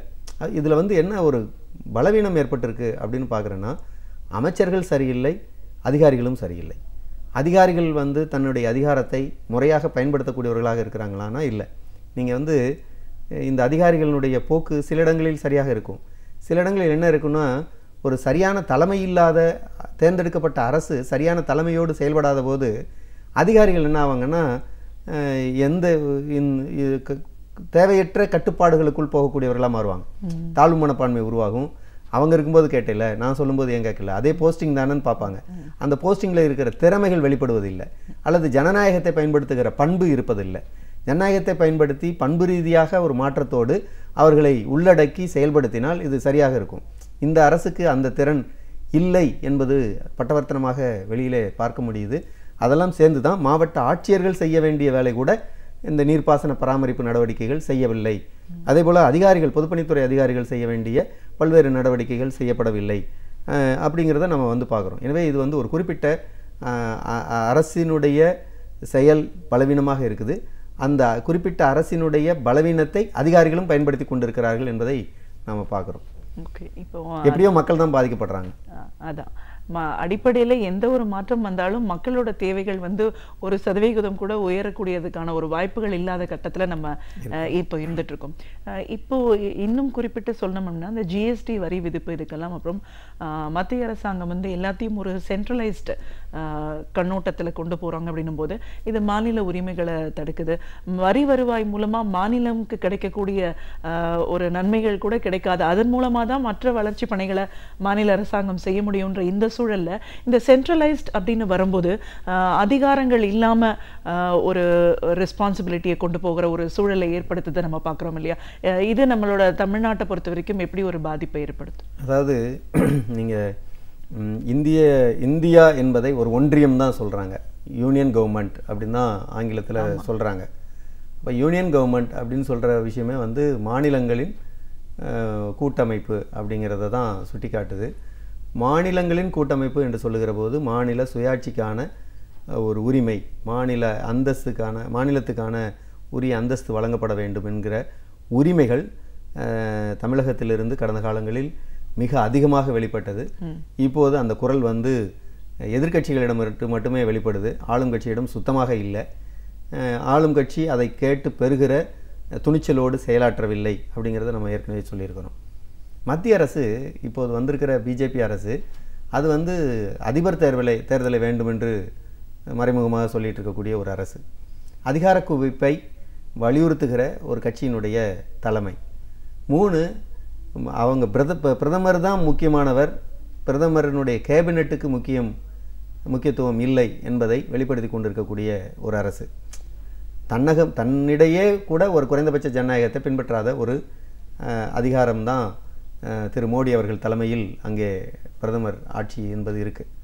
அப்போ கேபினெட்டையே மதிக்காத, கேபினெட்டுக்கு உரிய அதிகாரத்தை தராத ஒரு ஆட்சியாளரிடம் மாநிலத்துக்கான உரிய அதிகாரத்தை எந்த அளவுக்கு தருவாங்க என்ற எதிர்பார்ப்பு நியாயமாக இருக்க முடியாது. ஆனால் அதை கேட்டு பெற வேண்டிய, போராட வேண்டிய அவசியம் என்பது அதிகரிச்சிருக்கு. அடுத்து நீங்கள் சொன்ன ஜிஎஸ்டி, அது மாநிலத்துக்கான நிதியை வெட்டி சுருக்குகிற ஒரு ஏற்பாடாக இருக்குது. நீங்கள் வந்து இடதுசாரிகள் நாடாளுமன்றத்தில் குரல் கொடுத்தாங்க. மத்திய அரசு பெட்ரோல் டீசல் போன்ற பொருள்களை ஜிஎஸ்டிக்குள் கொண்டு வந்தால் விலை குறையும் அப்படிங்கிற விஷயத்தை கொண்டு வந்தாங்க. அதை நிறைவேற்றுவதற்கு மத்திய அரசு தயாரில்லை. மத்திய அரசு அன்றைக்கி வைத்த வாதம் என்ன அப்படின்னு சொன்னால், பாஜக அரசு இது மாநிலத்துக்கு அதிக நிதி தருகிறது, எனவே மாநிலங்கள் ஒப்புக்கொள்ளவில்லை என்று சொன்னாங்க. உண்மையில் அது வந்து ஒரு தவறான வாதம். எந்த மாநில அரசும் பெட்ரோல் டீசல் விலை குறைவதன் மூலம் தன்னுடைய மாநில மக்களுக்கு கிடைக்கக்கூடிய விலை குறைப்பு என்பதை எந்த மாநில அரசும் நிராகரிக்காது. அது அதிமுக கூட அப்படி செய்ய முடியாது. அப்படி ஒருவேளை இருந்தால் அந்த அரசை வெளிப்படுத்தி அம்பலப்படுத்தி பாஜக அரசியல் செய்திருக்கலாம். அது உண்மை இல்லை என்பதனால தான் பாஜக அதை செய்யலை. அப்போ இது ஒரு முக்கியமான விஷயமாக பார்க்க வேண்டியிருக்கு. அடுத்து ஜிஎஸ்டியில் நமக்கு கிடைக்க வேண்டிய பங்கு, இங்கே வந்து எல்லா பொருள்களுக்கும் ஜிஎஸ்டியில் மாநிலத்துக்கு ஒரு குறிப்பிட்ட சதம் பங்கு என்பது கொடுக்கப்படுது. இப்போ உணவுப் பொருள் ஹோட்டலில் நம்ம சாப்பிட்ற போது 18% வரி போடுறாங்க, 9% ஸ்டேட் ஜிஎஸ்டி, 9% சென்ட்ரல் ஜிஎஸ்டி போடுறாங்க. இப்போ 50% வந்து ஒதுக்கீடு கிடைக்குது அப்படின்னு சொல்கிறோம். இப்போ ஒருத்தர் வந்து ஒரு மீம்ஸே போட்டிருந்தார் சமூக வலைத்தளத்தில். என்னென்னா, நான் ஹோட்டலில் சாப்பிடும்போது என்னோட மத்திய அரசும் மாநில அரசும் சேர்ந்து சாப்பிட்டு கொண்டு இருப்பதாக நான் உணர்கிறேன் அப்படின்னு சொல்கிற அளவுக்கு அதனுடைய விஷயங்கள் இருக்குது. அந்தளவுக்கு அரசு எடுத்துகிட்டு இருக்காங்க, மக்களிடமிருந்து வரியை சுரண்டிட்டு இருக்கிறாங்க.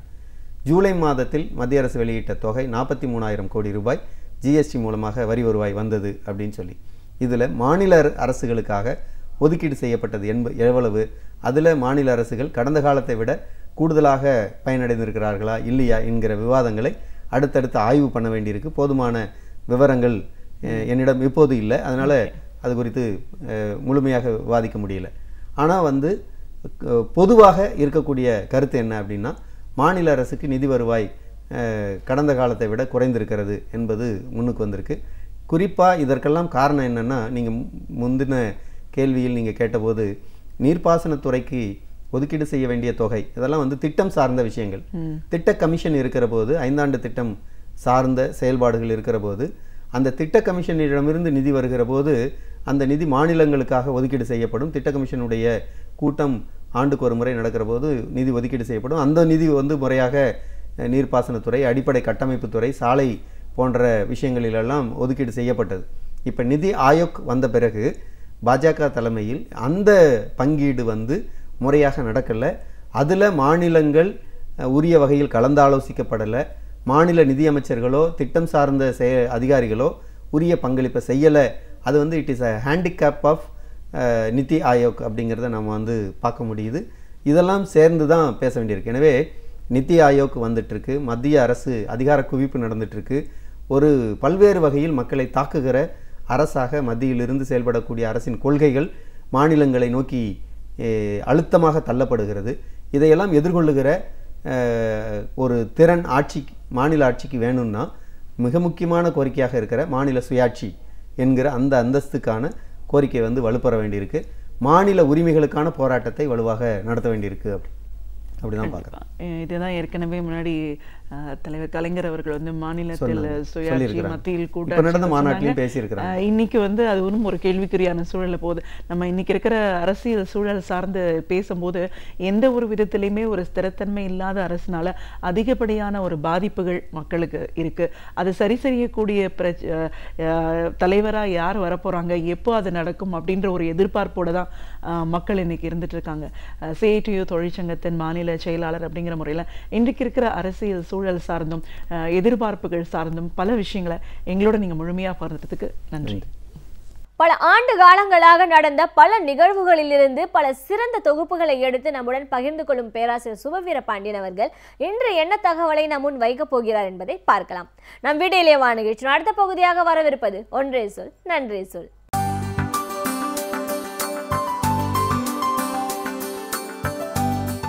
அனைவருக்கும் என் அன்பு வணக்கம். மனிதர்கள் நல்லவர்களா கெட்டவர்களா என்று கேட்டால் எந்த ஒரு மனிதனும் எல்லா நேரத்திலும் நல்லவன் இல்லை, எல்லா நேரத்திலும் கெட்டவன் இல்லை.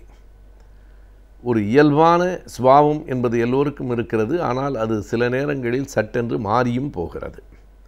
அப்படி மாறி போகிற நேரத்தில் அந்த மனிதனை எப்படி மதிப்பிட வேண்டும் என்பதற்கு குணம் நாடி குற்றமும் நாடி அவற்றுள் மிகை நாடி மிக்க குழல் என்கிற வரியை வள்ளுவர் நமக்கு வகுத்து தந்திருக்கிறார். அதனை அடிப்படையாக வைத்துக்கொண்டு குணம் நாடி என்கிற தலைப்பிலேயே குங்குமம் வார இதழில் ஒரு சிறுகதை வந்திருக்கிறது. எழுத்தாளர் அகிலன் கண்ணன் அவர்கள் அந்த கதையை எழுதியிருக்கிறார்.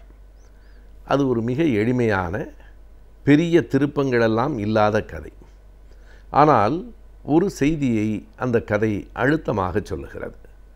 எப்போதும் மனிதர்கள் ஒரே மாதிரி இருப்பார்கள் என்று நாம் நினைத்து விடக்கூடாது. மனநிலையில் சில மாற்றங்கள் திடீரென்று வரலாம். அதை வைத்துக்கொண்டு நாம் அதனை மதிப்பிடுவதா, அல்லது ஒருவனை எதிலிருந்தாவது தப்பிக்க வைப்பது சரியா, இயற்கையான நீதியை எதிர்கொள்வதுதான் முறையா என்கிற இத்தனை கேள்விகளை பற்றியும் எதுவும் நேரடியாக பேசாமல் அந்த கதை செய்திகளை மட்டும் நமக்கு உணர்த்துகிறது.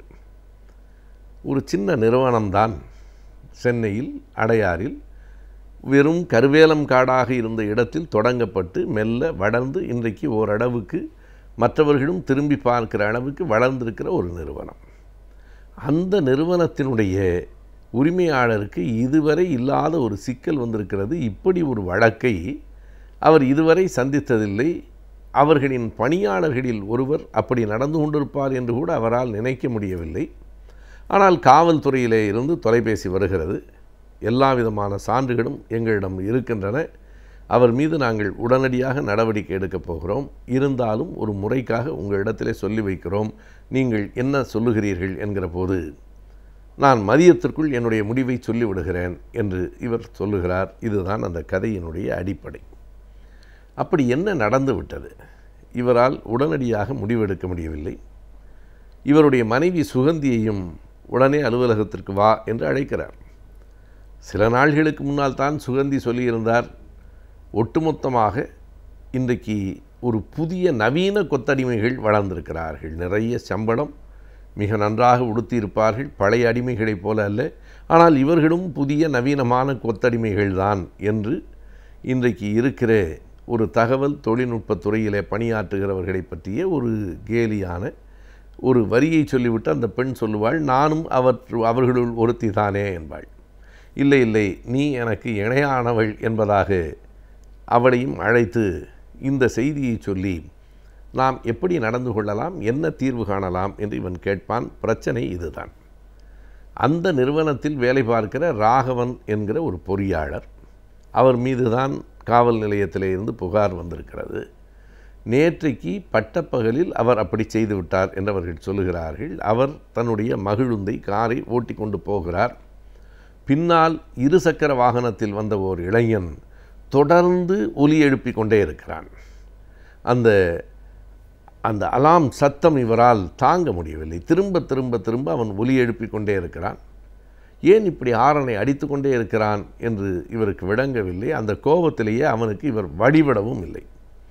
பிறகு ஒரு குறி விளக்கு சிக்னல் நிறுத்தத்திலே நின்று கொண்டிருக்கிற போது இவருக்கு பக்கத்திலே வந்து அவன் நிற்கிறான். நின்று கண்ணாடி இவர் இறக்கிய உடனே கடுமையாய் பேசுகிறான். இது என்ன உன் அப்பன் விட்டு ரோடா, வழிவிட மாட்டாயா? இவர் திருப்பி கேட்கிறார், நீ எதற்காக அப்படி ஒலி எழுப்பி கொண்டே வருகிறாய்? பாதி இருந்தால் நான் விடமாட்டேனா? சரி, முன்னால் வண்டிகள் போய் கொண்டிருக்கின்றன, என் காது கிழிகிற மாதிரி அவ்வளவு சத்தமாக ஏன் ஒலி எழுப்புகிறாய் என்று கோபப்படுகிறார்.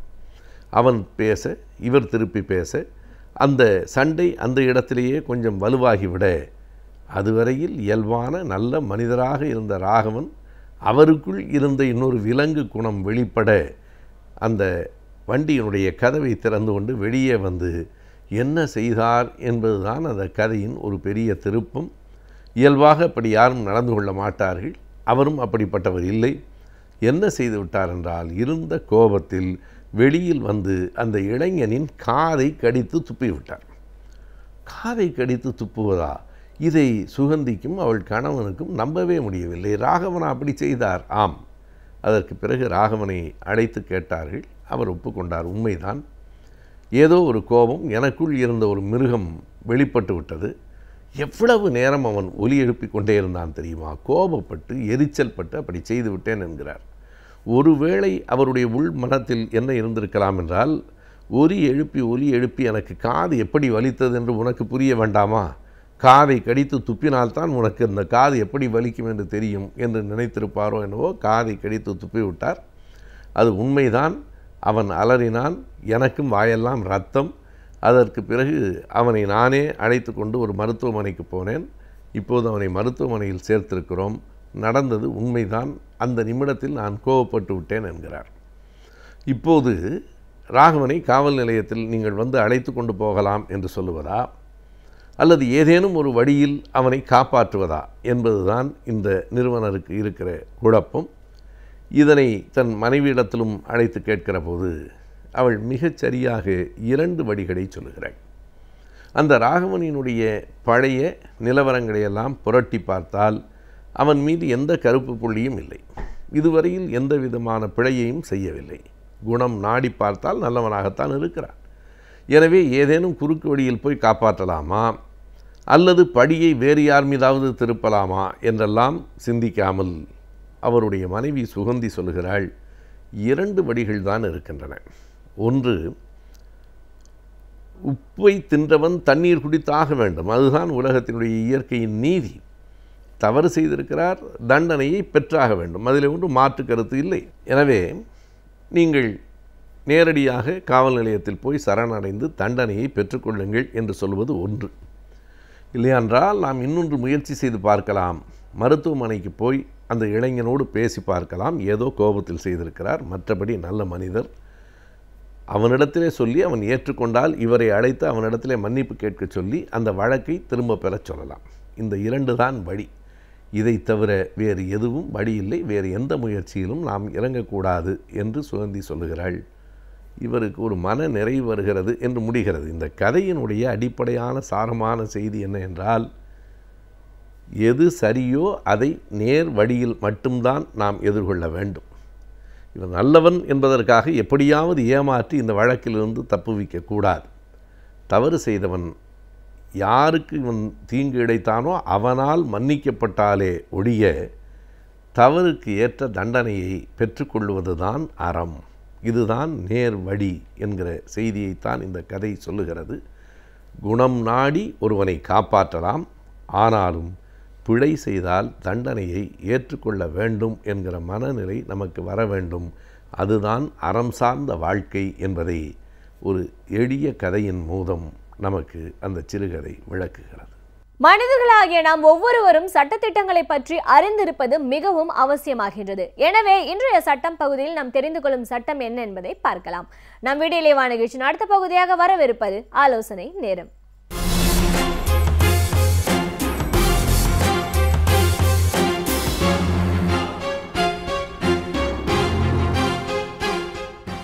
வணக்கம். இன்னைக்கு ஆலோசனை நேரத்தில் ஒரு முக்கியமான சப்ஜெக்டை பற்றி நம்ம பேச போகிறோம். என்ன அப்படின்னு கேள்வி எழுகிறதா? என்ன விஷயம்னு கேட்டிங்கன்னா, இந்த குழந்தைய பெற்றுக்கிற தாய்மார்களுடைய மிகப்பெரிய துயரம் என்ன தெரியுமா? டெலிவரியின் போது எந்த குழந்தை பிறக்கும் அப்படின்னு தெரிஞ்சால் தன்னை ஏற்றுப்பாங்களா மாட்டாங்களா தன்னுடைய கணவன் குடும்பத்தார் அப்படின்னு நினைக்கிற ஒரு அவலம்தான். அப்போ இந்த மாதிரியான சம்பவங்கள் இன்றைக்கும் நடக்கிறதா அப்படின்னு ஒரு கேள்வி கூட நமக்கெல்லாம் எழும். என்ன விஷயம்னா, நம்முடைய நாட்டை நம்ம தாய்நாடுன்னு சொல்கிறோம். அப்புறம் நம்முடைய நதிகள் அனைத்துக்கும் கங்கா, யமுனா, காவேரி என்று அதுக்கு எல்லாம் பெண்களுடைய பேரே தான். ஒவ்வொரு தெருவுக்கும் இருக்கிற கோவில்கள் பார்த்திங்கன்னா பெரும்பாலான கோவில்கள் பெண்களுடைய பெயரில், ஏதாவது கோலவிழி அம்மனாக இருக்கலாம், அல்லது இசக்கி அம்மனாக இருக்கலாம், இல்லை மாசாணி அம்மனாக இருக்கலாம், பொன்னி அம்மனாக இருக்கலாம். எல்லோரும் பெண்கள். அப்போது பெண் என்பவளுக்கு இந்த நாடு, இந்திய நாடு எவ்வளோ பெரிய முக்கியத்துவம் கொடுத்திருந்தா, மற்ற நாடுகள் உலகத்தில் பல தேசங்கள் தந்தையர் நாடு என்று அழைக்கப்படுகிற பொழுது இந்தியா மட்டும் தாய்நாடுன்னு சொல்லுவாங்க. அதாவது நாங்கள் பெண்களை பெருமைப்படுத்திக்கிறோம், பெண்களை நாங்கள் சரஸ்வதியாக பார்க்குறோம், லக்ஷ்மியாக பார்க்குறோம், அல்லது பார்வதியாக பார்க்குறோம், சக்தியின் வடிவமாக பார்க்கிறோம். அதனால் எல்லாத்துக்கும் பெண்ணை தான் நம்ம முதன்மைப்படுத்துகிறோம் என்று சொல்லுகிற தேசத்தில் இன்றைக்கு கணக்கெடுப்பை நீங்கள் பார்க்கணும். விகிதாச்சாரம் எவ்வளோ இருக்குது? இப்போ 1000 ஆண் குழந்தைகள் பிறந்தால், 1000 குழந்தைகள்னு வச்சுக்கோங்களேன், இதில் ஆண் குழந்தை எவ்வளோ பிறக்குது அல்லது பெண் குழந்தை எவ்வளோ பிறக்குதுன்னு ஒரு கணக்கீடு. இப்போ 1000 ஆண் குழந்தைகள் என்று எடுத்துக்கொண்டால் இன்றைக்கு 926 பெண் குழந்தைகள் தான் பிறக்கின்றன அப்படின்னா, அப்போ மிச்சம் இருக்கக்கூடிய 64 குழந்தைகள் எங்கே போச்சு? உண்மையிலேயே அதுதான் நடக்கிறதா? பிறக்கிற குழந்தைகளுடைய அந்த கரு உருவாகிற பொழுது பெண் கருக்கள் குறைவாக உருவாகிறதா, அல்லது உருவாக்கப்படுகிற கருக்கள் அழிக்கப்படுகிறதா? இதுதான் முதன்மையான ஒரு கேள்வியாக இருக்கணும். அதுலேயும் குறிப்பாக இன்றைக்கு டெல்லியை சுற்றி இருக்கக்கூடிய மாநிலங்கள், நீங்கள் ஹரியானாவாகட்டும் அல்லது பஞ்சாப் ஆகட்டும், எங்கே போய் பார்த்தீங்கன்னாலும் 1000 ஆண்கள் பிறந்தால் கட்டாயமாக நீங்கள் பாருங்கள் 750லேருந்து 800க்குள்ளே தான் விகிதம். சில இடங்களில் 720 கூட இருப்பதாக தகவல்கள் வந்திருக்கிறது. அப்போ கணக்கெடுப்பு எடுக்கும்போது பெண் குழந்தைகள் 720 இருந்து ஆண்கள் 1000 பேர்னு இருந்தாங்கன்னு வச்சுக்கோங்களேன், பிறந்திருந்தாங்கன்னா, ஒரு காலகட்டத்திற்கு பிறகு திருமணம் என்று வருகிற பொழுது என்ன நிலைமை இருக்கும்? அப்புறம் 1000 ஆண்களுக்கு 700 அல்லது 750 பெண்கள் 800 பெண்கள் போதுமானதா? அந்த பற்றாக்குறைக்கு நீங்கள் என்ன செய்ய போகிறீர்கள்? அப்போ தான் என் நண்பர் ஒருத்தர் கேட்டார், என்ன மேடம் இதெல்லாம் பெரிய விஷயமா? நம்ம பாரம்பரியமாக அந்த காலத்திலேயே புராணங்கள்ல எல்லாம் சொல்லியிருக்கோம் இல்லையா? என்னென்னு, ஒரு பெண் 5 ஆண்களை திருமணம் செய்து கொள்வதை பற்றியெல்லாம் நம்முடைய புராணங்கள் பேசுகிறது. அதனால் பாஞ்சாலி மாதிரி அந்த மாதிரி சிச்சுவேஷன் வந்தாலும் வரும் அப்படின்னு அவர் சொல்கிறார். அப்படின்னா என்ன அர்த்தம்னா, பெண்கள் எண்ணிக்கை குறைவது என்பது ஆண்களுடைய நலனுக்கே உகந்ததல்ல அப்படிங்கிற ஒரு விஷயத்தை பார்க்கணும். அப்போ இந்த விஷயம் குறித்து 1975 பெண்கள் 10 ஆண்டு கொண்டாடுகிற அந்த நாளிலே இருந்து கவனம் திருப்பப்பட்டது. இந்தியாவில் அமர்த்திய சென் சொல்வார், ஒரு வருடத்திற்கு 25 லட்சம் பெண்கள் காணாமற் போகிறார்கள். எப்படி காணாமல் போகிறாங்க? எல்லாரும் வீட்டை விட்டு போகிறாங்களா? கருவிலேயே அழிக்கப்படுகிறார்கள், அல்லது கடத்தப்படுகிறார்கள், அல்லது பாலியல் தொழிலுக்கு தள்ளப்படுகிறார்கள் என்று சொல்லுகிற அவல நிலையில தான் இன்றைக்கு பெண்கள் இருக்கிறார்கள். எனவே முதல்ல அந்த கருவில் இருக்கிற குழந்தைகளை அழிப்பதற்கான திட்டம் இருக்குது பாருங்கள். நீங்கள் கிராமப்புறங்களில் தருமபுரி பாருங்கள், சேலம் பாருங்கள், வடார்காடு மாவட்டம் பாருங்கள், தேனி மாவட்டம் பாருங்கள், மதுரையில் உசிலம்பட்டி பாருங்கள். இங்கே எல்லாமே பெண் குழந்தை என்று சொன்னாலே கொல்லுகிற விஷயம் நடக்குது. நம்ம கருத்தமாக நம்ம எல்லாருமே பார்த்த ஒரு சினிமா. பாரதி ராஜா அவர்கள் அவ்வளோ அழகாக பெண் குழந்தையை கொல்லப்படுவதை பற்றி சொல்லுவாங்க. கள்ளிப்பாலை ஊற்றி, அல்லது நெல்லை தொண்டையில் போய் சிக்கிக்கிற மாதிரி போட்டு, அல்லது ஈரமான டர்க்கி டவலில் மூஞ்சி மேலே வச்சு அமுத்தி, அல்லது வேறு வேறு விதமாக எவ்வளோ தூரம் ஒரு அதாவது விஷம் கொடுத்தும் கொல்ல துணிகிற ஒரு மனோபாவம் ஏன் இந்த நாட்டில் பெண்களுக்கே வந்தது அப்படின்னு சொல்லி நம்ம பார்க்க வேண்டிய கட்டாயத்தில் இருக்கோம். அப்போ இந்த மாதிரியான விஷயங்கள் எல்லாம் வருகிற பொழுது தான் பெண் கருவாய் இருக்கிற குழந்தை ஆணா பெண்ணா அப்படின்னு தெரிஞ்சால் தானே இந்த விஷயம்லாம் வரும்.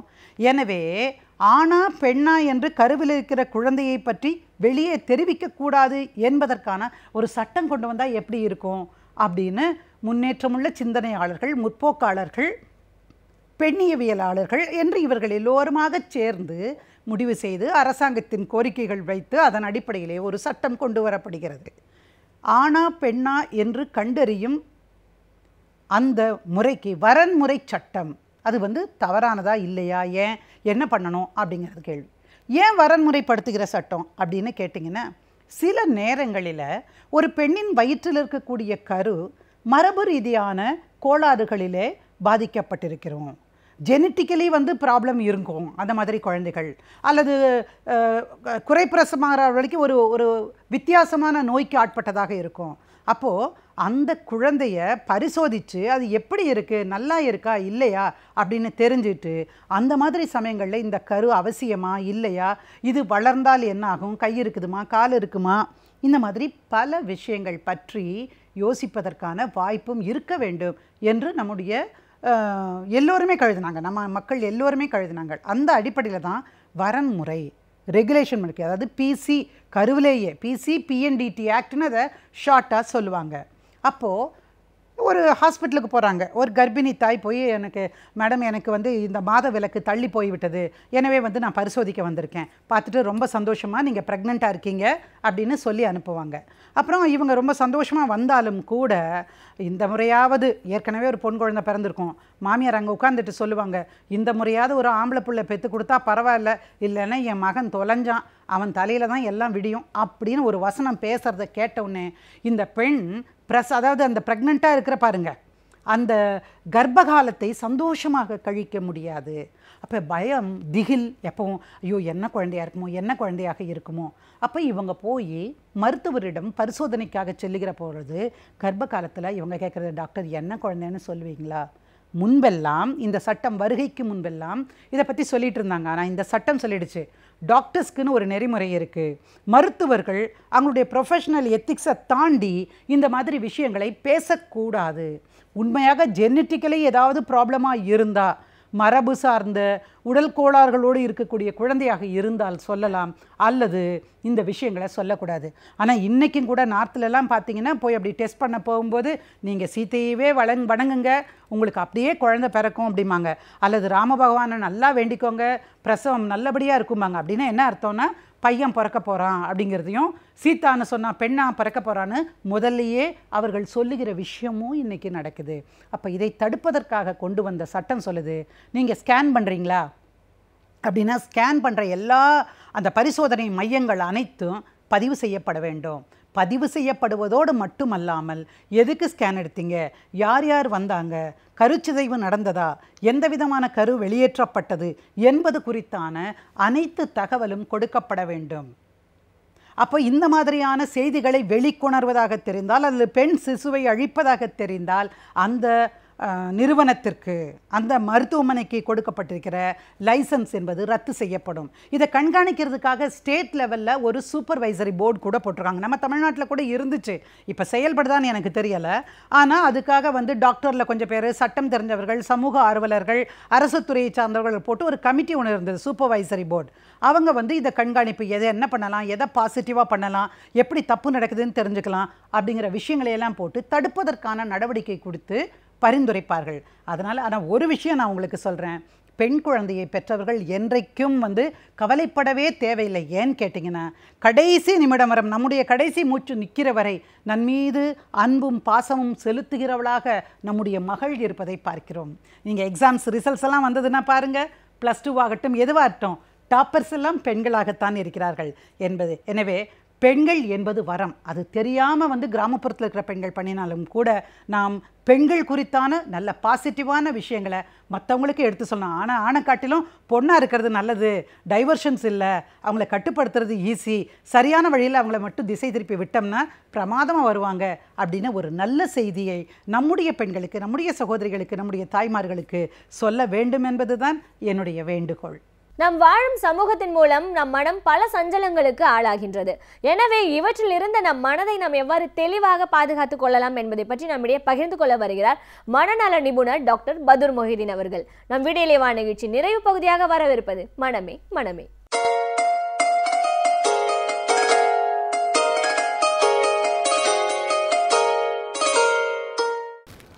அன்பாத நேயர்களே, சிறுவர் உள்ளம் சிறுவர் மனம் என்பதை பற்றி நாம் கடந்த வாரங்களாக நாம் பார்த்து கொண்டிருக்கிறோம். அதன் தொடர்ச்சியாக பொதுவாக குழந்தைகளுக்கு நோய் எவ்வாறு வருகின்றது, மனநலம் எவ்வாறு பாதிக்கப்படுகின்றது என்பதை நாம் பார்த்து கொண்டிருக்கிறோம். இருப்பினும் இந்த முறை நான் ஒரு முறை உங்களிடம் மறுபடியும் சொல்ல விரும்புகின்றேன். அதாவது குழந்தைகளுடைய மனம் வளர்கின்றது, ஆளும் வளரணும், அறிவும் வளரணும், இரண்டுமே இணையாக வளர வேண்டும். அது வளரவில்லை என்றால், ஆளும் வளரவில்லை, அறிவும் வளரவில்லை என்றால் அது வளர்ச்சி நின்றுவிட்டது, தடைபட்டு விட்டது என்று அர்த்தம். அதனுடைய வளர்ச்சி தடைபட்டு விட்டது என்றால் அதற்கு என்ன பெயர் என்றால் மென்டல் ரிட்டார்டேஷன் என்று பெயர். அந்த மென்டல் ரிட்டார்டேஷனில் குழந்தைகள் எவ்வாறு இருக்கின்றன, அதனுடைய விளைவுகள் என்ன என்பதை பற்றி எல்லாம் நாம் பார்த்தோம். அடுத்தபடியாக என்னது என்றால், அதாவது ஆளும் வளர்ந்து விட்டது, அறிவும் வளர்ந்து விட்டது, அது முழுமையாக வளரவில்லை, ஓரளவு தான் வளர்ந்தது, இடையிடையே சில இடைவெளிகள் இருக்கின்றன, முழுமையான ஒரு வளர்ச்சி அடையவில்லை என்று வைத்துக்கொள்வோம். அதன் மூலமாக அதனால் வரக்கூடிய விளைவுகள் என்னவென்றால், குழந்தைகளுக்கு கல்வியில் பின்தங்கி வருகிறது, படிப்பு வரவில்லை.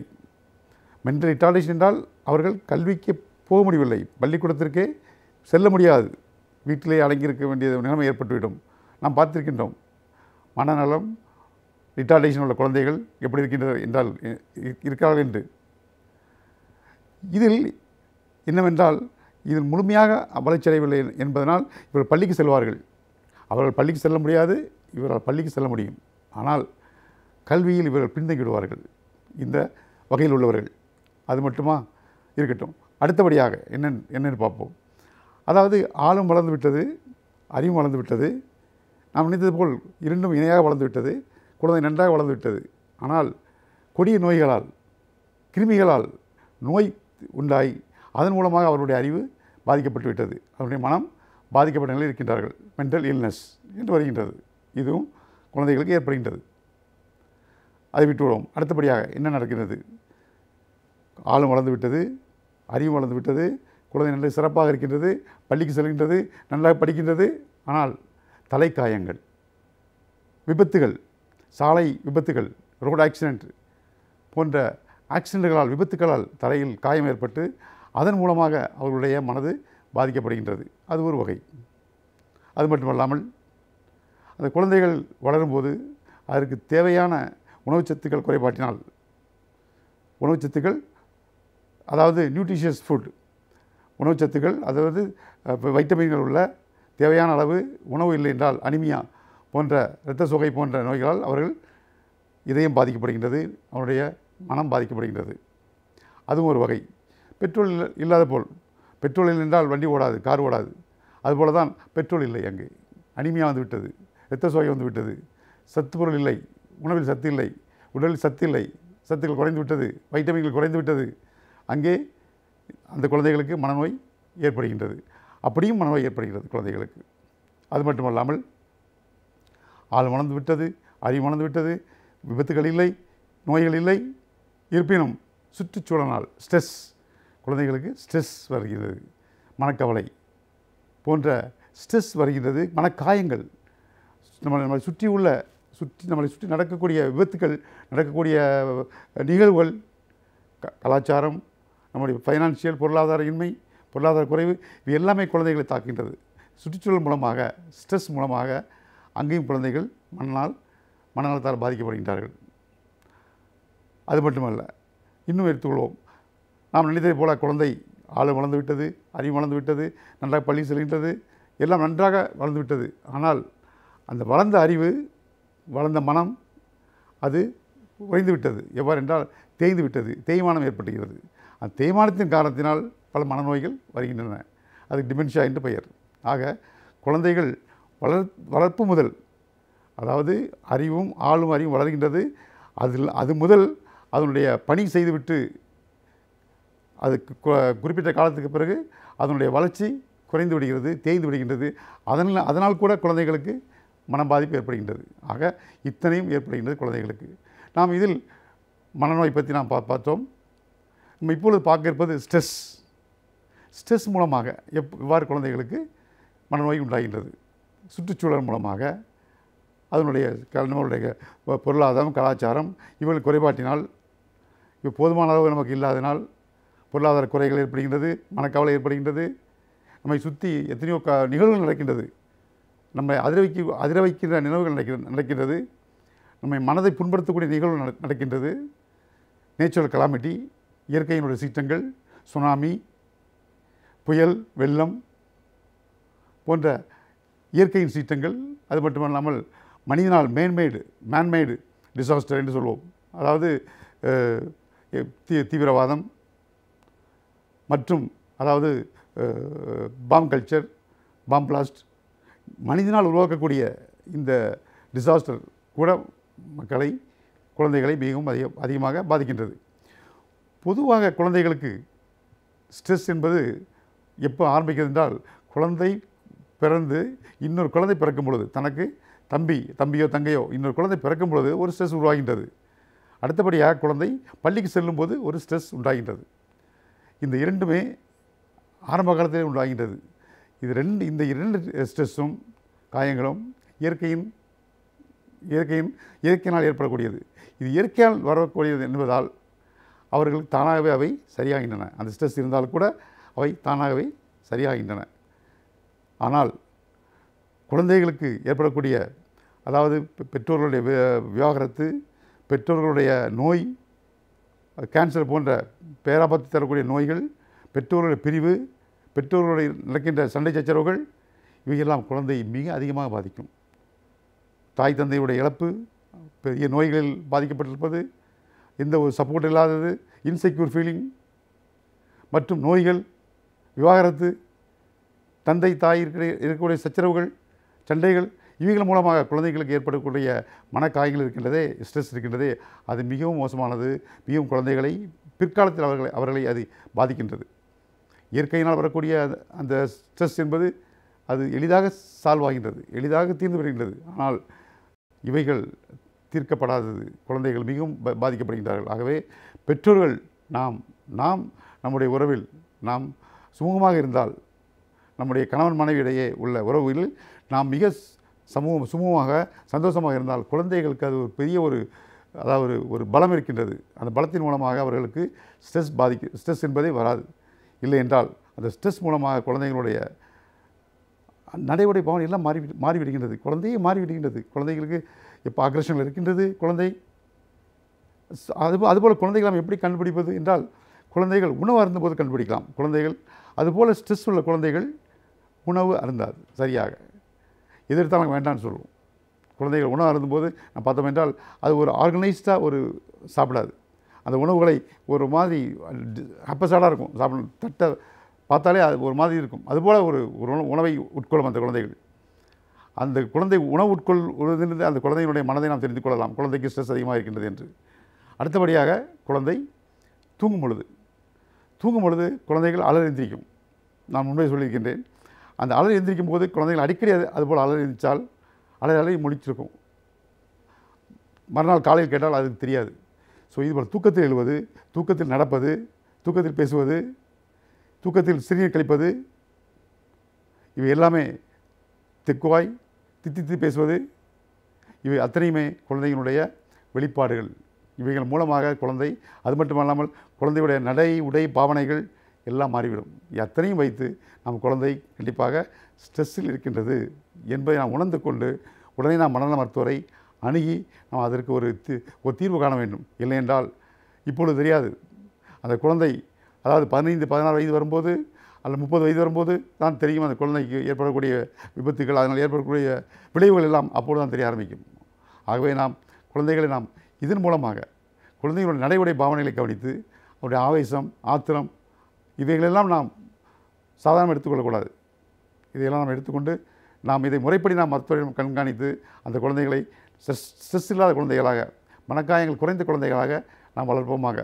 மீண்டும் அடுத்த வாரம் சந்திப்போம். நன்றி, வணக்கம்.